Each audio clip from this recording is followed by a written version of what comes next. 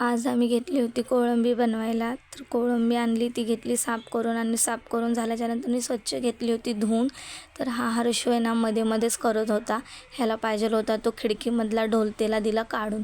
त्यानंतरनी आहे ना लगेच घेतला होता आम्ही मसाला बनवायला. काही जण कसं मसाला आहे ना तेलामध्ये फ्राय करून घेतात, पण आम्ही फ्राय वगैरे नव्हता घेतला करून. आम्ही डायरेक्ट कच्चाच मसाला वाटला होता मिक्सरला.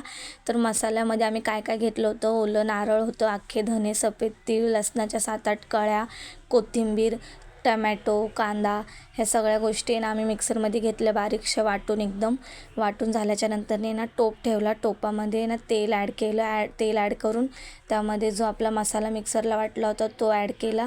त्यानंतरनी मग त्यामध्ये आहे ना अद्रक लसूणची पेस्ट टाकली आणि आहे ना कोकम होतं, तर कोकमही आम्ही टाकलं होतं, कारण की कोकमशिवाय आहे ना मच्छीला टेस्टच नाही. मच्छी असो किंवा कोळंबी असो, कोकम तर सगळेच टाकतात, तर आम्ही सुद्धा कोकम टाकलं होतं. आणि मग जी आपण साफ करून ठेवली होती कोळंबी ती आम्ही टाकली त्या ग्रेव्हीमध्ये. घरी जो बनवला होता मसाला तो ॲड केला, चवीनुसार मीठ आणि मग पाणी टाकून आहे ना त्यावरती झाकून घेतली होती प्लेट, कारण की उकळून घ्यायचं होतं कालवणाला. मस्त उकळी आली होती, छान तरीसुद्धा आली होती. तुम्ही पण आहे ना अशा प्रकारे ट्राय करा कोळंबीचं कालवण आणि मला सांगा की कसं झालं होतं, कारण की आम्ही आहे ना कच्च्या मसाल्यामध्ये बनवलं होतं. आणि खूप जण आहे ना मसाला आहे ना तळून घेतात आणि मग कालवणाला फोडणी देतात.